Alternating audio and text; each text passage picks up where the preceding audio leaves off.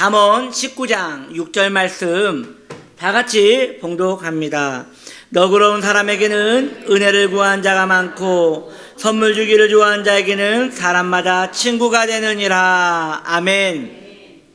제목입니다. 오늘 덕이 있는 신앙생활 시리즈 10번째 마지막 이야기입니다. 성도는 너그러워야 합니다. 시작. 너그러운 하나님 사람 되시기를 예수님의 이름으로 축복합니다. 너그럽다.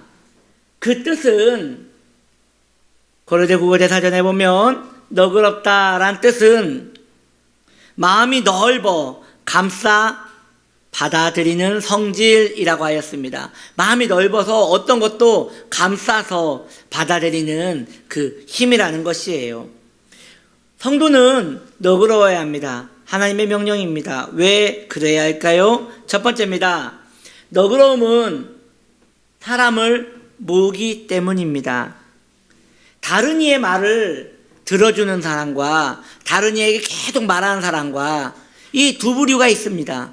그런데 여러분, 들어주는 사람이 좋습니까? 말하는 사람이 좋습니까? 들어주는 사람이 훨씬 좋습니다.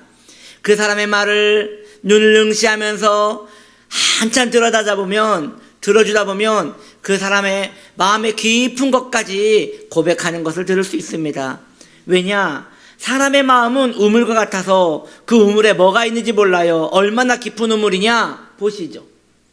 이렇게 깊은 우물이 인간의 마음이에요. 이 속에 뭐가 있는지 몰라요. 그런데 너그러운 사람이 그 사람의 마음을 한참 들어주다 보면 상대방의 마음에서 많은 것들이 끌어져 나와 그 사람에게 이야기되는데 그때 많은 치유와 회복을 경험하게 되는 것입니다. 제가 예전에 수련회를 많이 다녔습니다. 수련회를 다니다 보면 이러한 모습들을 종종 봅니다. 목사님들이 혼자 앉아서 식사를 하거나 혹은 임원진 2명, 3명과 함께 식사를 하는 모습을 종종 봅니다. 제가 혼자 식사하시는 목사님께 여쭤봤어요. 목사님, 왜 혼자 드십니까? 식사를 왜 혼자 하십니까? 했더니 그분이 좀 이상한 말을 해요. 뭐라고 하느냐? 지도자는 원래 외로운 것입니다. 여러분, 그건 잘못된 것이에요. 그 상대방과 소통이 되지 않고 너그러움이 없으니까 서로 불편해가지고 대화를 안 하는 것이지, 편하면 왜 대화가 안 되겠습니까? 이것은 한국교회의 오래된 병폐입니다. 한국교회는 하나의 딱 틀이 있어요. 그 틀이 뭐냐? 목사와 성도와의 틀이 있는데 이겁니다.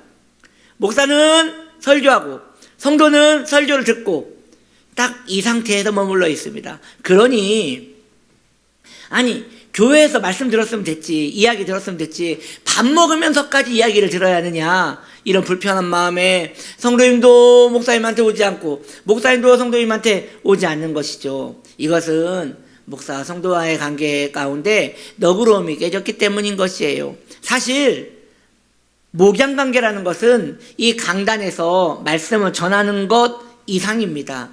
성도인들이 마음에 있는 고통과 아픔을 목사에게 이야기를 할 때 이걸 진리의 빛으로 해석해주며 성도인들에게 갈 길을 열어주는 것이 그 아름다운 목양의 관계인데, 많은 분들이 거기까지 가지 않고 그저 교회에서 설교를 듣는 것으로만 만족하기 때문에 그 너그러움의 관계가 깨지는 것이에요. 이것이 교회와 성도와의 관계에서만 그럴까요? 그렇지 않습니다. 가정에서도 마찬가지예요. 가정에서도 같이 식사를 할 때에 누군가 내 이야기를 들어주는 이가 없으면 그때부터 식사할 때 밥만 먹습니다. 꾸역꾸역 밥만 먹습니다. 그리고 밥 빨리 먹고 자기 방에 가서 컴퓨터나 핸드폰 보는 것이 훨씬 마음이 편한 것이에요. 우리는요, 적어도 가정에서는 배고파서 밥 먹으려고 모이면 안 돼요. 집에서는요, 대화하려고 밥을 먹어야 돼요. 서로 소통하기 위하여 밥을 먹어야 돼요. 하루 동안 마음의 상태가 어떠했는지 그 마음을 나누기 위하여 함께 밥을 먹는 것이지, 배고파서 꼭 밥 먹으러 모인 사람들 같이 사료를 소비하듯 음식만 소비하고 헤어진다면 그 만남은 참 서글픈 만남이 된다는 것입니다. 여러분, 관포지교라는 말 들어보셨습니까? 고사성어입니다. 관포지교라는 뜻은 친한 친구 사이를 일컫는 말입니다. 여기서 관, 포는 서로의 사람의 이야기입니다. 사람 이름이에요. 고사성어인데요, 여기에는 하나의 담겨진 이야기가 있습니다. 여기서 보면 관중과 포숙이라는 사람이 있었습니다. 이 두 사람은 어린 시절부터 절친한 사이였어요. 관중과 포숙은 어느 날 함께 동업을 했어요. 포숙은 돈을 대었고요, 관중은 열심히 경영을 하였어요. 그런데 시간이 지나자 많은 이익을 남았어요. 관중이 이후에 그 모든 이익금을 다 가로채버렸습니다. 사람들은 관중에게 손가락질하면서 저 은혜도 모르는 사람, 저 이기적인 사람 하면서 손가락질을 했는데, 포숙은 그들을 막아서며 말하기를, 여러분, 오해입니다. 우리 관중에 있는 그런 사람이 아닙니다. 지금 집안이 너무 어려워서 가족들이 굶고 있기 때문에 먼저 이익금을 가족을 위해서 쓴 것이지 그런 사람이 아닙니다 라고 감싸 안았습니다. 또 시간이 지나서 관중은 벼슬을 3번을 향하여 나아갑니다. 그런데 3번 다 윗사람의 미움을 받아서 모두 쫓겨나게 돼요. 그때 사람들은 관중을 또 손가락질합니다. 무능력하다고, 저렇게 윗사람의 마음을 헤아리지 못하고 일을 못하니까 쫓겨나는 거지, 어떻게 한 번, 두 번도 아니고 3번이나 쫓겨나느냐, 그냥 집에만 있어라!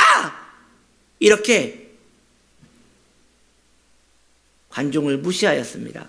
그때 포숙은 그 사람들을 향하여 또 가로막으며 관중을 감싸며 말합니다. 이 나라가 우리 관중이의 그 깊은 속을 모르고 그 실력을 모르니 이 나라가 걱정입니다. 이렇게 오히려 나라를 걱정했다고 합니다. 관중이를 알아보지 못하는 이 사람들을 오히려 포숙은 걱정했다는 것이죠. 이렇게 관중은 포숙에게 늘 감싸움을 받은 것이에요. 또 관중과 포숙이 전쟁을 나갔어요. 전쟁터에서 있었던 일입니다. 관중은 목숨의 위험만 있으면 도망가는 거예요. 3번이나 도망갔대요. 그때 또 사람들은 관중을 향하여 손가락질을 하는 거예요. 겁쟁이라고, 그리고 애국심이 하나도 없다고, 전우애도 없고, 저런 사람이 무슨 큰일을 하겠느냐고 손가락질을 할 때, 또 우리 포숙은 관중을 감싸 안으며 말하기를, 여러분, 관중을 잘 몰라서 그런 겁니다. 여러분들이 오해한 겁니다. 우리 관중이에게는 늙은 홀어머니가 계십니다. 우리 관중이가 여기서 죽으면 그 어머니는 누가 모신단 말입니까? 어찌 효심이 애국심보다 크다 하여 흠이 되겠습니까? 라고 하면서 또 관중이를 이렇게 품어주었다고 합니다. 이후에 관중은 그의 책에서 이런 말을 씁니다. 무엇이라 쓰느냐? 나를 낳아주신 분은 내 어머니지만 나를 알아주는 이는 포숙뿐이로다. 여러분, 누군가가 나를 알아주면요, 그 사람을 위하여 목숨을 걸 수 있습니다. 이게 사람입니다. 그러므로 관중은 포숙을 위하여 목숨을 버릴 준비가 되어 있는 것이지요. 그리고 그의 같은 책에서 관중은 이런 이야기를 합니다. 큰 태산은 자갈들이 모여서 된 것이다. 여러분, 자갈이 보들보들합니까? 까칠까칠합니까? 자갈은 까칠까칠합니다. 부드러운 것만 받아들인 사람은 그저 두꺼비집같이 작은 동산밖에 만들 수 없습니다. 그러나 까칠까칠한 사람도 품고 견디며 기다려주고 편을 들어주고 너그러운 마음으로 끌어안아주다 보면 내가 태산같이 되는 것이에요. 하나님의 사람들은 다 태산같이 돼야 하지 않겠습니까? 아멘. 그렇게 태산같은 하나님의 사람들 되시기를 예수님의 이름으로 축복합니다. 왜 또 너그러운 사람이 되어야 합니까? 두 번째입니다. 너그러운 사고는 삶을 유연하게 만들기 때문입니다.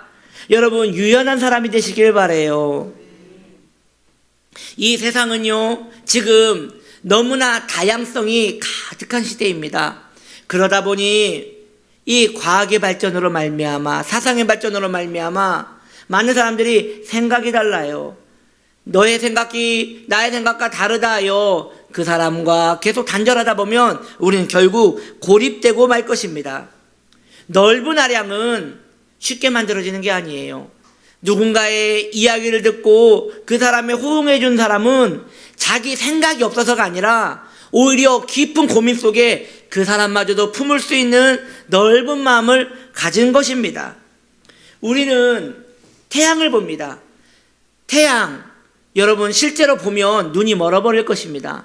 그래서 우리는 태양을 보진 못하고요, 태양을 느낍니다. 따뜻함을, 그리고 그 빛을 느낍니다. 그걸 보면서 오늘 태양이 강렬하다, 오늘은 태양이 별로 구름 속에 있어서 뜨겁지 않구나, 이런 걸 느낍니다. 마찬가지예요.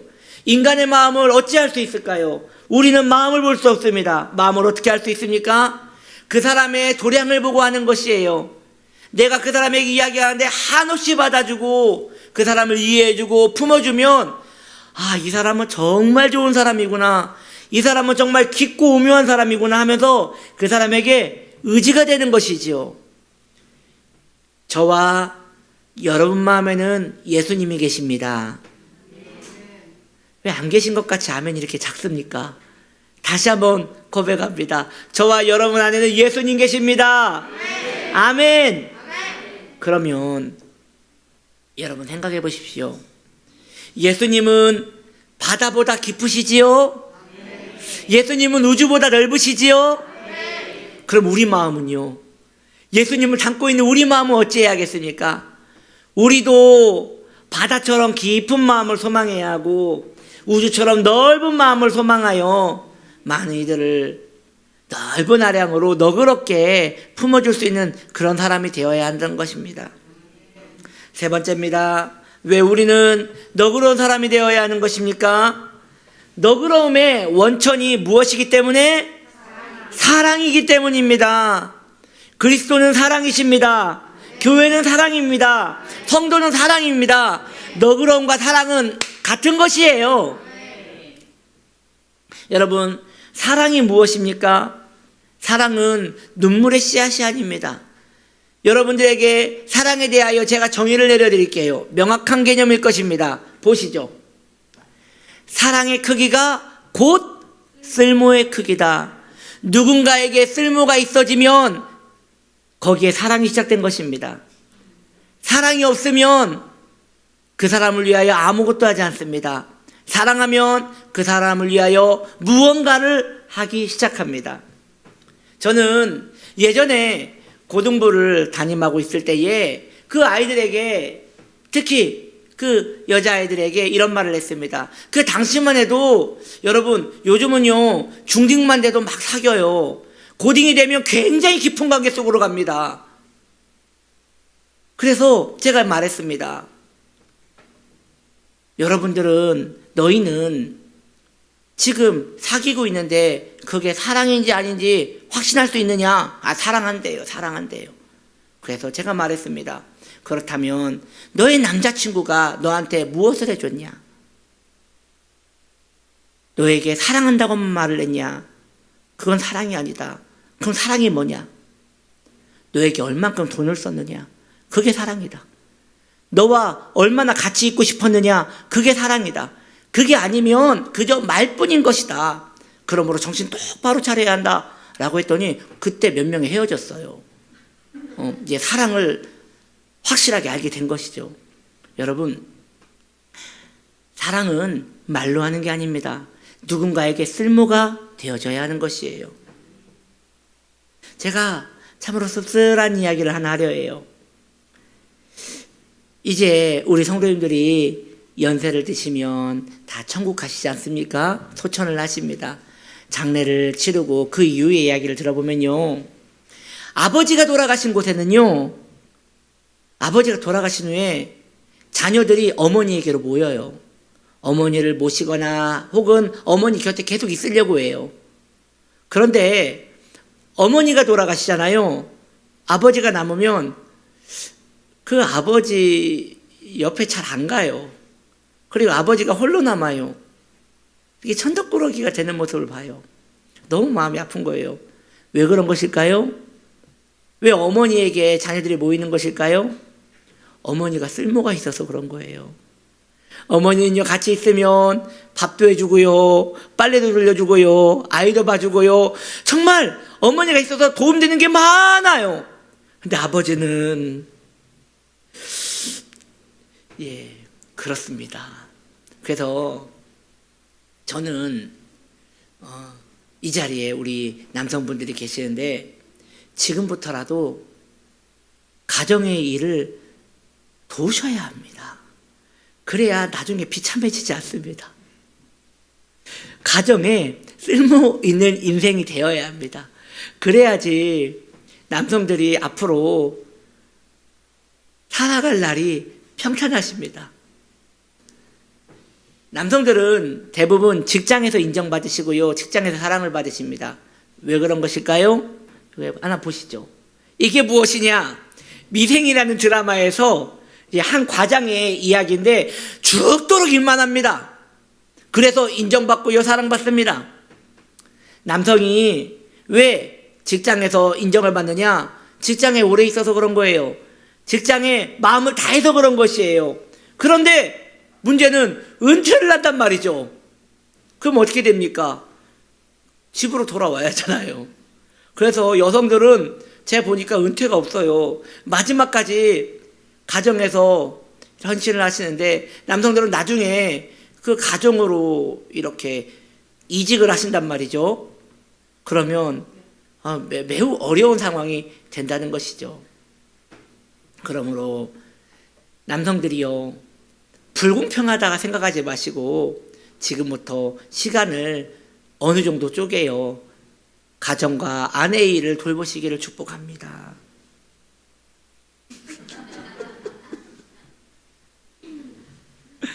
여러분, 너그러움이 무엇입니까? 너그러움이란 다른 이에게 품을 내어주는 것이에요. 너그러움이란 그 사람을 이해해주는 것이에요. 왜 오늘날 복음이 막혔는지 아십니까? 여러분, 오늘날 복음이 막혔습니다. 복음이 막힌 이유를 어떤 이는 전도를 하지 않아서라고 합니다. 그렇지 않아요. 복음이 막힌 이유는 오늘날 성도들이 너그러움을 잃어버렸기 때문입니다. 성도님들이 들어주기를 멈추었기 때문입니다. 성도님들이 자기 일에만 바빴기 때문입니다. 우리 주님은 어떻게 다른 이에게 보여줄 수 있습니까? 내 안에 계신 예수님을 다른 이에게 어떻게 보여줄 수 있는 것입니까?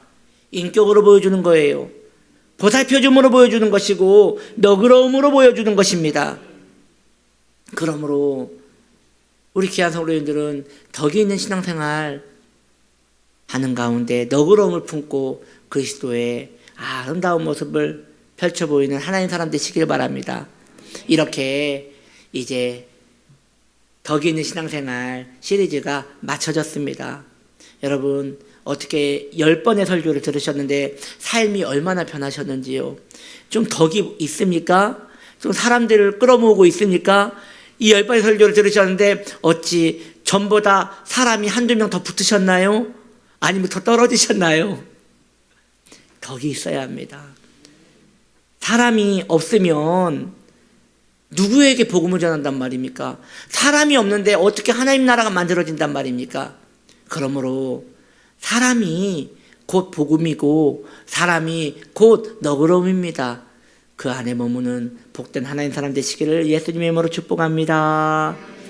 기도합니다. 하나님 아버지, 우리가 너그러운 자들 되어 하나님 사람 되게 하여 주시옵소서. 덕이 있는 신앙생활하여 주님의 이름이 온 땅에 머무는 복된 그런 사람 되게 하여 주옵소서. 예수님의 이름으로 기도드립니다. 아멘.